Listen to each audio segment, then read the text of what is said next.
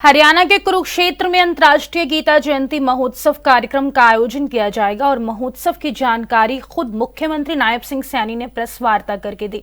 इस मौके पर ओडिशा के कैबिनेट मंत्री सूर्यवंशी सूरज, तंजानिया की हाई कमिश्नर अनीशा और स्वामी ज्ञानानंद भी मौजूद रहे। हमारे ब्यूरो चीफ राकेश ने महोत्सव को लेकर स्वामी ज्ञानानंद जी महाराज से खास बातचीत की है, जिसमें स्वामी जी ने महोत्सव के आयोजन के बारे में जानकारी दी।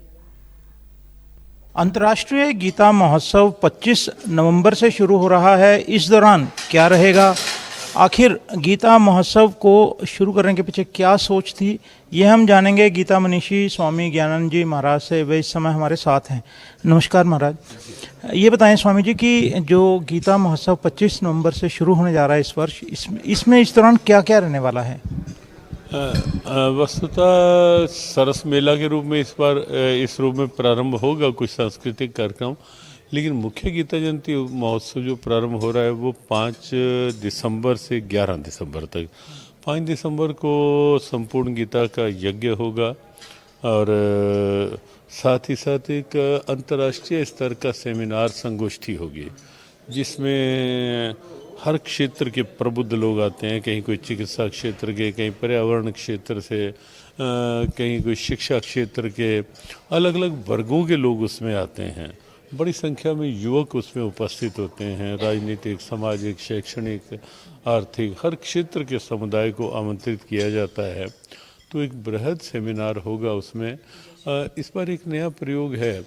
देश भर के जो मुख्य तीर्थ स्थल हैं, उन तीर्थ स्थलों में जो 4 धाम है, ज्योतिर्लिंग हैं, अपने शक्तिपीठ हैं, वैष्णो देवी है, अयोध्या है, वृंदावन है, इस ढंग के तीर्थों के जो मुख्य सेवाधिकारी हैं, मुख्य पुरोहित हैं, उनको भी आमंत्रित किया जा रहा है इस बार, ताकि मिल बैठकर कुछ गीता का क्या संदेश है, सद्भावना का क्या संदेश है, उस पर कुछ चर्चा हो पाए, उस पर वार्ता हो पाए और हम सनातन जागृति के लिए सब मिलके कुछ प्रेरणा दे पाएँ समाज को।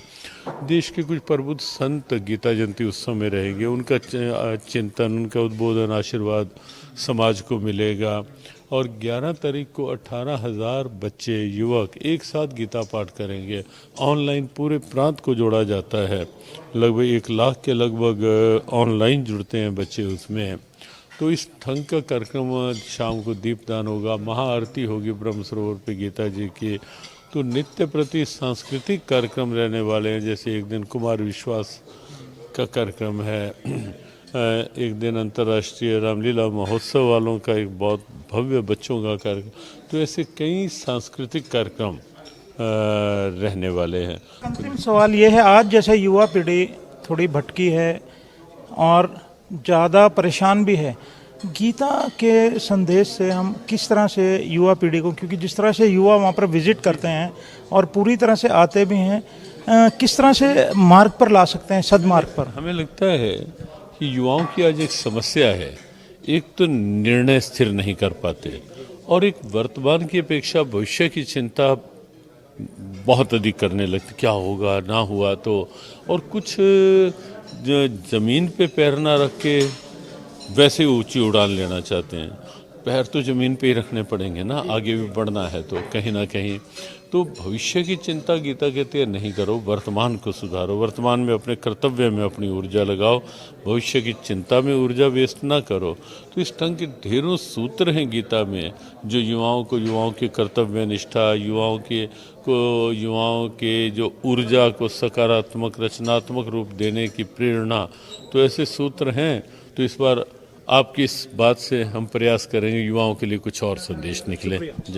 तो ये हैं स्वामी ज्ञानानंद, जिन्होंने बताया कि तंजानिया जो इस समय पार्टनर स्टेट है गीता महोत्सव का, अगर वहाँ से कोई ऑफर आता है तो तंजानिया में भी गीता महोत्सव करने के बारे में गंभीरता से विचार किया जा सकता है। लेकिन इस दफ़ा के गीता महोत्सव की खास बात यह है कि जितने देश के प्रसिद्ध जो धार्मिक शक्तिपीठ हैं, वहाँ के जो मुख्य सेवक हैं, उन्हें गीता महोत्सव में निमंत्रित किया जाएगा, लाया जाएगा, ताकि गीता का उपदेश है और ज़्यादा इसका प्रचार प्रसार हो।